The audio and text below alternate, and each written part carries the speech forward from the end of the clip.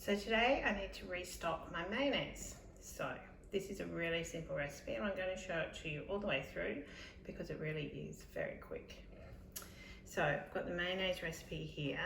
If you look at this recipe on Cookie Doo, you'll see there's a variation you can do if you want a garlic mayo, and that's what I do. So before I start the recipe, I'll do the step that it says for the garlic. Put my garlic in. Click on home just to go to the processing, and it wants 3 seconds at speed 8. Whoops. I'll do 4, I think.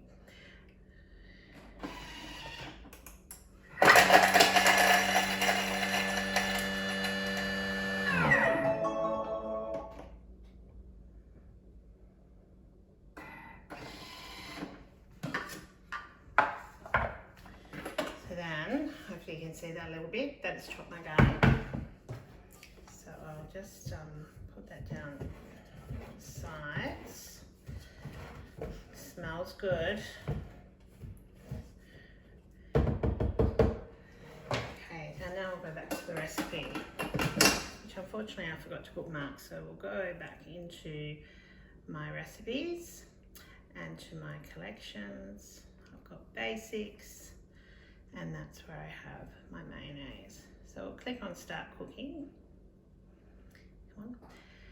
So the first step is to measure up the oil that you're going to use. So we'll remove the measuring cup and I'll put a jug up there.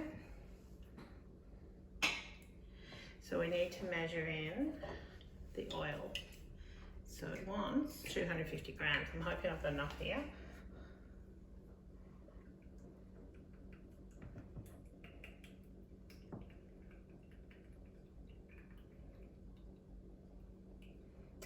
I should be all right. There we go. I basically don't use this for anything other than mayo, so I generally get full batches out of my bottle. So that's the mayo, the oil ready to go. So the next step tells you everything. Set the jug aside. Then we're going to put in our egg. So I've got my egg ready to go. I don't know about you, but I never crack my egg straight into a mixture or anything. I think I had an experience of a bad egg about 30 years ago or something. So I always do it into a glass first.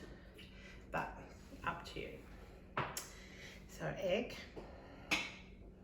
Now I put lemon juice or vinegar. I don't know why, I've always done vinegar. So I'll put a teaspoon of just white vinegar in.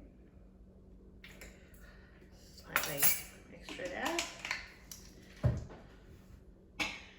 Then the mustard, it says that's optional, but I always put that in, and it recommends 1 to 2 teaspoons. So I just put a good heaped teaspoon in.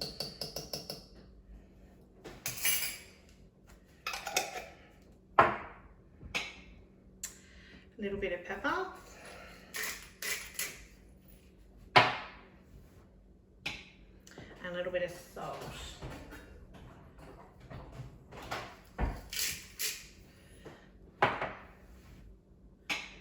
And now, this is the important bit. So we've got the measuring cup on top. And you'll see with the measuring cup, there's little grooves around here. So it's not totally solid, it doesn't totally seal. So what's going to happen is we pour the oil onto the lid, is it's going to go into the bowl through these gaps. So I'll put that on. So now, they want 1.5 minutes, that's all it's going to take. And during that time, I'm going to pour the oil on while the blades are spinning at speed 4.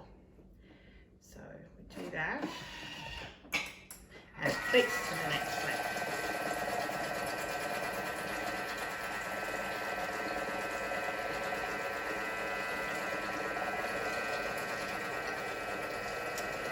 So I don't know if you can hear me, it just says very slowly pour oil onto the lid and let it trickle into the bowl.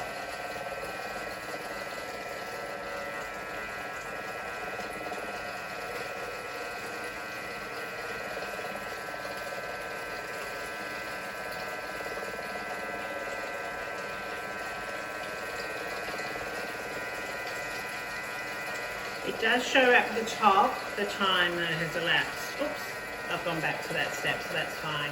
Shows 45 seconds to go.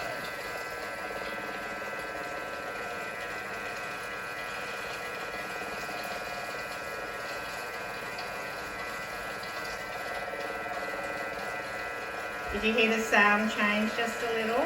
It's emulsifying now.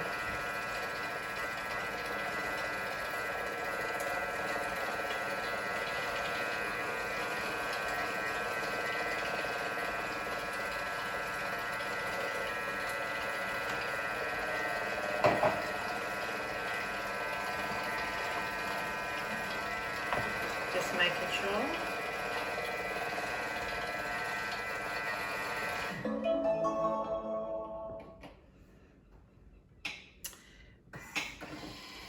So that's it. Let's have a look. Good indicator. And here is your mayo. Now for anyone who's had the TM31 model, and maybe the TM5, I'm not sure, but the old mayonnaise recipe, you used to do the pouring for between 4 and 6 minutes and also use the butterfly. This recipe, neither of those things, it's so quick. First couple of times I did it, I was pouring too slowly and the time ran out, but you just reset the time and do the rest of your oil. So with that, it makes, I'll just move my lid, makes enough for one of these small jars. So you can use your jam funnel, put it in. The other option you've got, if you don't, have that, is to use your lid. And you just balance that on top of your jar and put it on. I'll use my funnel just so I don't make a total mess and just show you the consistency.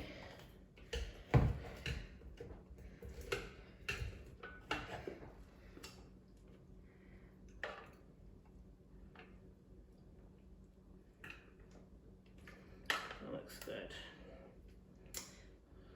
So this lasts in the fridge for a little while. Just keep an eye on it if you're not using it regularly.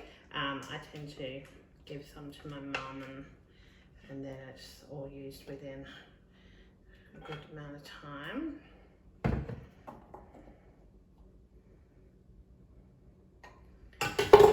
So that is it. I'll grab a teaspoon and show you.